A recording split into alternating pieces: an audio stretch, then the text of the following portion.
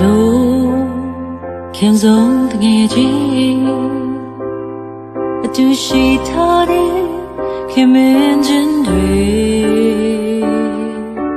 တို့နှစ်ယောက်လုံးဒီနာနဲ့နေ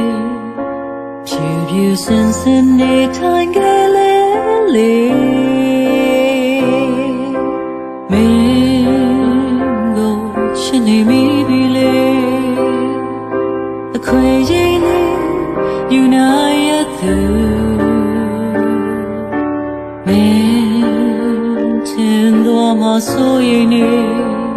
အခြေအနေပဲလို့ကြုံမမြင်နိုင်ဘူးလေနေချင်နေချင်နေချင်လေတွေ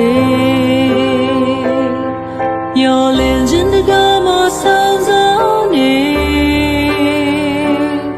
တည်ငြိမ်အောင်နေထိုင်နေရင်ပျော်ကနေမဲ့တငယ်ချင်းတော်ရနေအားဟောင်းလေးပါလေ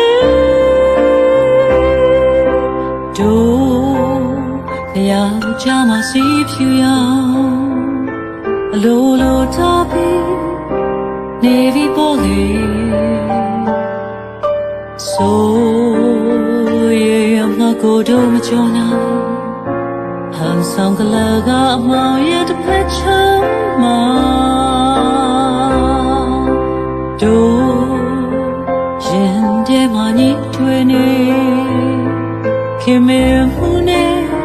ဖြစ်စဉ်ချင်းတွေမဖြတ်စီဝန်ဘူးဟန်ဆောင်နေထိုင်နေတဲ့ကာလရှိနေချင်နေတဲ့နေချင်လေးတွေ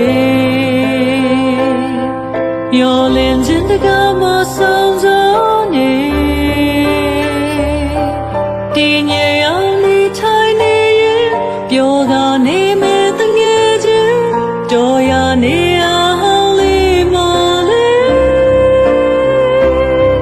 ကိုတီဆိုနေတဲ့ဒီတချင်ကိုတငယ်ချင်းနာစင်ခံစားလေသူပြောပါစေရဲ့ကိုပြောချင်ဒီတငယ်ချင်းစေတနာအမှန်ကိုမြင်သိပါစေ